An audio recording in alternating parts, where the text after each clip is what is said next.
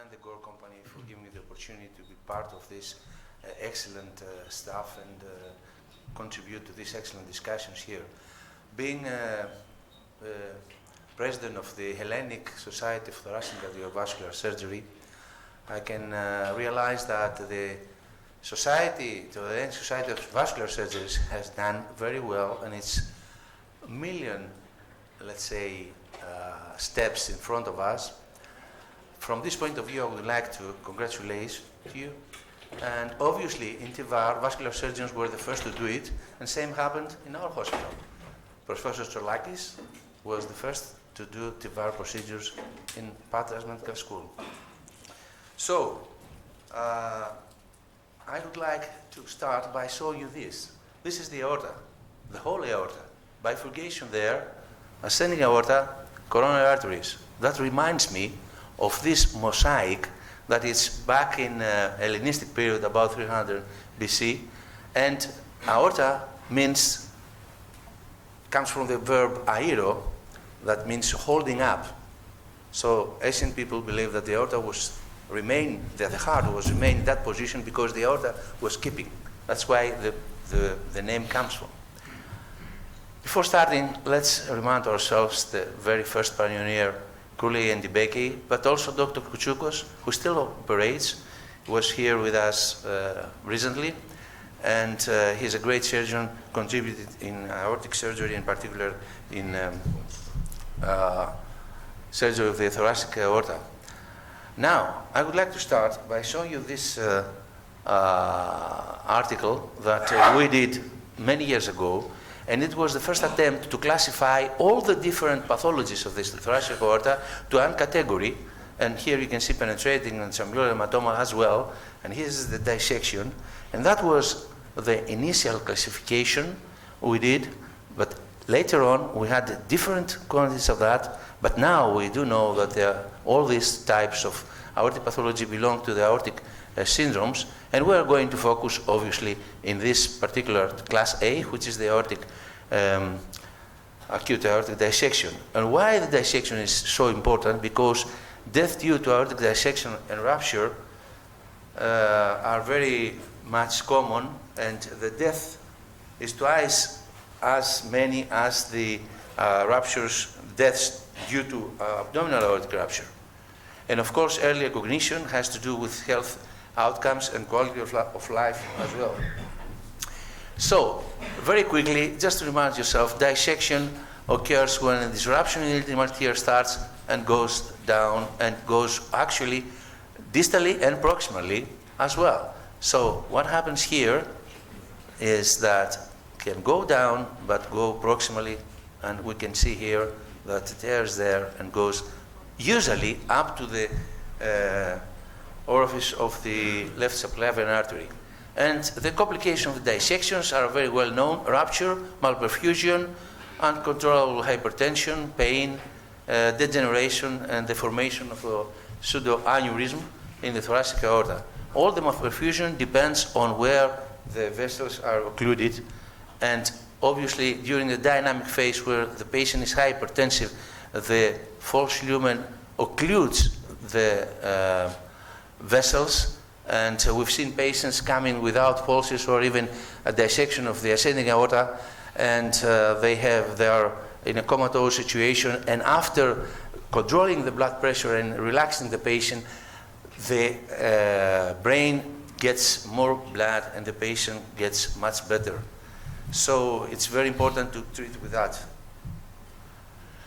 And complications of dissections, we can see here the superior mesenteric artery, but this patient, of course, didn't manage to survive. It has a severe rupture of the thoracic aorta near the arch. And what are the treatment options? Medical management, surgical repair, and the vascular intervention. I'm old enough to have seen cases like that, and actually this is one of ours, did in Patras, and you see the huge dissection going all the way down, and look at these huge operations that we did, and obviously we had a lot of morbidity and mortality. Very quickly, history is very important to pick up family disease or in the examination to see whether or not a possible type B dissection can progress and do a retrograde dissection towards the ascending aorta and eventually go up to the aortic valve and creates aortic insufficiency, which is a rare situation, but still happens. So all patients with acute pain should be considered for that. Myocardial and mesenteric central nervous and limb ischemia are the complications of this procedure. So hypertension, cocaine, trauma are the most important predisposing factors, but apart from the genetic factors, remember pregnancy with hypertension is also a major problem, and we had a bad experience with that. Now, looking at the tear, what we really need to know about the tear normally it's 2 or 3 centimeters distally and can go down, and I don't think we'll have time enough to show this video, and can go distally and spirals slightly. So why TEVAR? Have a look at this important, very recent, publication, not so recent anyway, from the probably father of the aortic pathology. If we leave an aortic dissection or medical treatment, about 10% is the mortality, as we're going to see later on. Including ascending aortic dissection, this goes up to 50%. If we operate on a complicated dissection, mortality is about 30%. So we need to do something different. So the aim of TEVAR is to stabilize the dissecting aorta, prevent late complications by inducing aortic remodeling progress. So let's go now to the guidelines. But first of all, let's remind ourselves what we mean when we say uncomplicated and complicated cases. Well, obviously, the uncomplicated cases, what they need to control the pain, the heart rate. That means heart rate 70 to 80, no more. Blood pressure 130, no more. And obviously, a look to identify further progression of the disease with repeated CT scans or MRI. What is complicated, however, cases? These are the cases where we have a persistent or recurrent pain and uncontrolled hypertension despite full medication, early aortic expansion, malperfusion, and signs of rupture, which could be open hemothorax, periaortic, or mediastinal hematoma. So these are the current recommendations how to deal with all the aortic syndromes. We need to focus on acute type B dissection. Therefore, I'll make it simpler for you because it's very complicated. And let's go. Uncomplicated with best medical treatment is recommended. So, class A, uncomplicated, what we should do is the recommendation is for best medical treatment. However, even in the uncomplicated, it's 2A recommendation that TEVAR should be considered. And we're going to see later on how important it is that. However, for the complicated, TEVAR is the first choice, class 1. And complicated cases, surgery may be considered. Hopefully, we're not coming into this situation very often because things are really difficult. So, if we look down and go to see what we're going to do in the next, let's say, couple of 5 minutes, when you put your stent and close the tear, you might come up with remaining malperfusion. So the next question is how to deal with that. Either put a stent, self-expanding stent, or do a fenestration. The recommendation currently is that we should, in static branch vessel obstruction, treat it with a self-expanding stent. Why is that? Because this approach treat both malperfusion component of the initial pathology aortic condition. In contrast, percutaneous fenestration and true lumen stenting only treats the malperfusion component. So in the first case, we contribute to the aortic remodeling more. So better put a stent. We have a static occlusion there in the renal artery. Very quickly, what is the zones? Everybody knows them, but just let you know that the zone 2 is the one that comes with the subclavian artery. So I would say that one of the most important slides of my talk is this one, that we say that the best way to treat acute dissection of the thoracic aorta extending to the subclavian artery is to overstent zone 2. And this is the recommendation for even the CTAG, the new graft offered by the Gore. Whether or not you're going to do a carotid subclavian bypass, this has to do with whether you have a dominant left ventricular artery, or you have a lima to LAD, previous cardiac surgery, or your vertebral artery comes directly from the arch. So in case you're going to put a stent, you might come up with occlusion of that and have problems then with the hand. Actually, we had one like that, and in a second stage, we had to go and do a bypass. Okay, so now, elsewhere, we present our experience in Patras Medical School. But let me say, although it's not in the recommendations of the Gore company to use the CTAG in other positions apart from the zone 2, we have used it to overstent zone 1 and even zone 0 by doing Bavarian cases in 3 cases and doing rerouting on the aortic arch branches. And it works perfectly well. However, I need to emphasize that the Gore recommendation is just for zone 2 for the time being. So we did that, and we have depressurized the false lumen, we have prevented aortic rupture and released the perfusion. And these new prostheses are coming. That is a lot of development in coming up.